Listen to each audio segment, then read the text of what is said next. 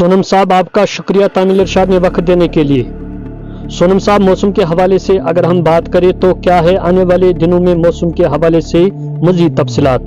जी, हमारे सुनने वालों को या सबको ईद के मौके पे एडवांस ईद मुबारक जी। बल्कि आने वाले आज मौसम उबरल थे, बल्कि लद्दाख में भी पूरा उबरल थे। बल्कि लद्दाख में तो काफ़ी सारे जगहों पे सुबह बारिश और पहाड़ी इलाकों पे बर्फ़ भी हुआ है।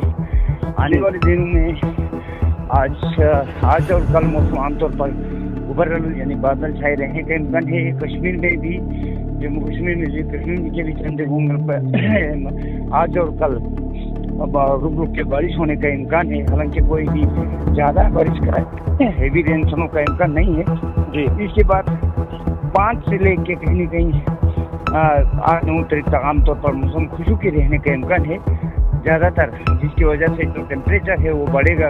वादी कश्मीर, जम्मू कश्मीर में एक तो दिन में गर्मी होगी, इसके साथ साथ लेकिन इन दिनों 5 से लेके 10 तारीख के बीच में भी कभी कभी शाम को चंद जगहों पे थोड़ी देर के लिए बारिश गरज के साथ चमक और थंडर शॉवर जो होते हैं गस्ती विंड के साथ वो आ सकता है, पर ऐसे चांसेस कम ही है जी। सोनम साहब, आजकल जमींदार अपने खेतों में मशगूल है। इधर अगर हम जनूबी कश्मीर की बात करें तो बहुत सारे बाग मालिकान परेशान हैं, क्योंकि जनूबी कश्मीर में मेवा बागात को तालाबारी से बहुत नुकसान पहुंचा है, जिसकी वजह से बाग मालिकान सख्त परेशानियों में मुब्तला है। तो उनके लिए क्या पैगाम है और मौसम की बेहतरी के लिए क्या तफसीलात है महकमे के पास?